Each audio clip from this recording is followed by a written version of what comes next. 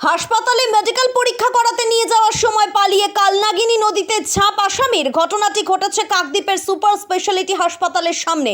রবিবার স্বাস্থ্য পরীক্ষা করাতে নিয়ে যাওয়ার সময় হাসপাতালের সামনে থেকে চম্পট দিল এক আসামি। পুলিশ সূত্রে জানা গিয়েছে, গত বৃহস্পতিবার রাতে চুরির ঘটনায় কাকদ্বীপ থানার পুলিশ 3 জনকে গ্রেফতার করেছিল। ওই 3 আসামিকে থানার লকআপে রেখে জিজ্ঞাসাবাদ করা হচ্ছিল। শুক্রবার ধৃতদের কাকদ্বীপ মহকুমা আদালতে পেশ করা হলে আদালত ধৃতদের 3 দিনের পুলিশি হেফাজতের নির্দেশ দেন। রবিবার বিকেল নাগাদ তাদের স্বাস্থ্য পরীক্ষার জন্য হাসপাতালে নিয়ে যাওয়া হয়। তখনই গাড়ি থেকে নামানোর সময় পুলিশের হাত ছিটকে এক আসামি পালিয়ে যায়। জানা গিয়েছে, পলাতক আসামি কালনাগিনী নদীতে ঝাঁপ দিয়ে উধাও হয়ে যায়। এই খবর চাউর হতেই পুলিশ প্রশাসন তল্লাশি শুরু করে। আর ঠিক 2 ঘন্টার মধ্যে ময়নাপাড়া এলাকা থেকে পলাতক আসামিকে পুলিশ গ্রেফতার করে। এই ঘটনায় ওই আসামির বিরুদ্ধে হারুট পয়েন্ট কোস্টাল থানায় আরও একটি মামলা রুজু করা হয়েছে। কি হয়েছে নাকি বলে একজন খোঁজাখুঁজি করছে। আচ্ছা, এই পর্যন্ত কতক্ষণ থেকে খুঁজছে?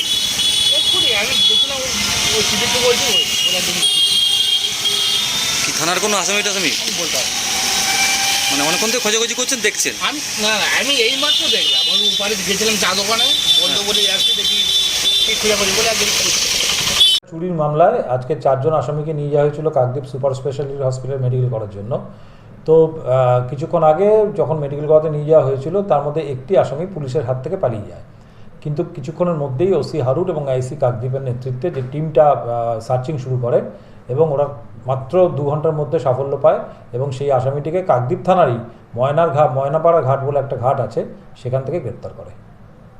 আপনারা দেখছেন news.in, একতরফা নয়, নিরপেক্ষ খবর। আপডেটেড থাকতে সাবস্ক্রাইব করুন আমাদের চ্যানেল news.in আর বেল আইকনটি প্রেস করতে ভুলবেন না।